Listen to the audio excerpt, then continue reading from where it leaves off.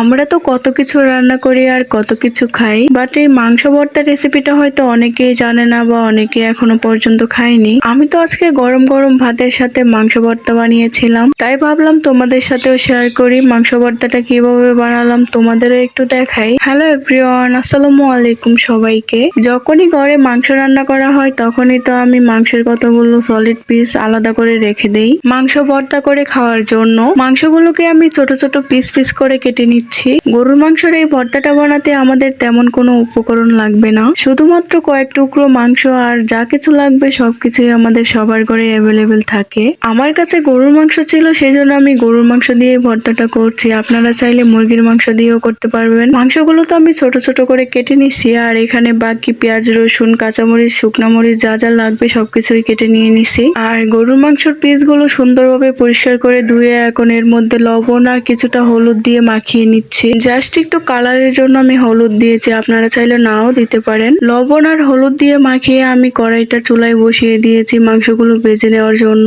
সুন্দর মতো মাংসটা ভেজে নিতে হবে যাতে মাংসটা সিদ্ধ হয়ে যায়। আমি তো রান্না করতেছিলাম, এর মধ্যে আয়ান এসে আহ্লাদ দেখাচ্ছিল যাতে ওকে কোলে নেই। বারবার করে বলছিলাম আমার কাছ থেকে দূরে যাওয়ার জন্য, কিন্তু যাচ্ছিলই না। গ্রামে মাটির চুলার রান্না খেতে যেমন মজা, রান্না করতেও কিন্তু তেমনই কঠিন। জাস্ট একবার যদি চুলার আগুনটা নিভে যেতে পারে তাহলে তো ধোঁয়া দিয়ে চোখ পড়ে যায়। পেঁয়াজ কাটতে গিয়ে যেমন কারণ ছাড়াই চোখ দিয়ে পানি পড়ে, তেমন কিন্তু চোখের মধ্যে ধোঁয়া লাগলেও কোনো কারণ ছাড়াই পানি চলে আসে। দেখলে মনে হবে যেন সেই মানুষটা কান্না করতেছে। যাই হোক, আমি তো মাংসটা সুন্দর মতো ভেজে নিচ্ছি। এই মাংস ভর্তা জিনিসটা খেতে যেমন মজা, তেমনই 2-3 টুকরো মাংস দিয়ে 3-4 জন এক প্লেট করে ভাত অনায়াসে খেয়ে নিতে পারবে। তো আমার মাংসগুলো তো ভাজা হয়ে গেছে, সেই জন্য এক সাইড করে আমি পেঁয়াজ, রসুন আর কাঁচা মরিচ, শুকনো মরিচ গুলো দিয়ে দিলাম ভাজার জন্য।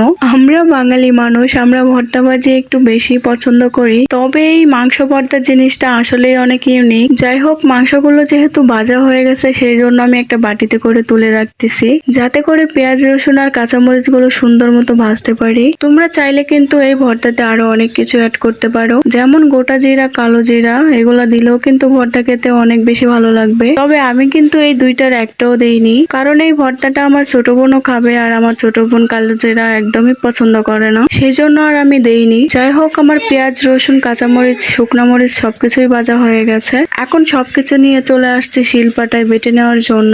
যে কোনো ভর্তা শিলপাটায় বেটে নিলে মনে হয় যেন এর স্বাদ দ্বিগুণ বেড়ে যায়। আমি তো বাটাবাটির কাজ একদমই পারি না, তারপরে একটু কষ্ট করে বেটে নিতে হচ্ছে। নানুকে বললে অবশ্য নানু বেটে দিত, কিন্তু অসুস্থ মানুষটাকে আর কত কষ্ট দিব। তো আমি মাংসগুলো তো বেটে নিছি, এখন হচ্ছে পেঁয়াজ, রসুন গুলো বেটে নিচ্ছি, সাথে কাঁচামরিচ আর শুকনো মরিচ, আর সবকিছু একসাথে বেটে নিয়ে লাস্টে দিয়ে দিচ্ছি কিছু কাঁচা পেঁয়াজ। লাস্টে কাঁচা পেঁয়াজ দিয়ে ভর্তাটা মাখানোর কারণে এত বেশি মজা হয়েছিল যা তোমাদের বলে বোঝাতে পারবো না। আরেকটা কথা, যেটা হচ্ছে মাংস ভর্তাতে জালের পরিমাণটা একটু বেশি করে দিতে হবে, তাহলেই কিন্তু মাংস ভর্তাটা খেতে অনেক বেশি মজা লাগবে। আমি তো ভর্তাটা বানিয়ে সাথে সাথে ভাত নিয়ে বসে গেছি। ভর্তাটা খেতে এত মজার, সত্যি বলতে ভর্তাটা খেতে দারুণ, একদমই ইউনিক, মানে দারুণ খেতে এক কথায়। মাত্র 2-3 টুকরো মাংস দিয়ে অনেকগুলো ভর্তা হয়ে গেছে, 2-3 জন তো অনায়াসে খেয়ে নিতে পারবে। ভর্তায় গরুর মাংসের ফ্লেভারটা তো দারুণ আসতেছিল। আমি তো গরম ভাতের সাথে ভর্তাটা দিয়ে খেয়ে নিচ্ছি। তো রেসিপিটা তোমাদের কেমন লাগলো অবশ্যই কিন্তু কমেন্টে জানাবা। তো আজকের ভিডিওটা আর বড় করছি না, দেখা হয়ে যাবে নতুন কোনো ভিডিওতে। আল্লাহ হাফেজ, আসসালামু আলাইকুম।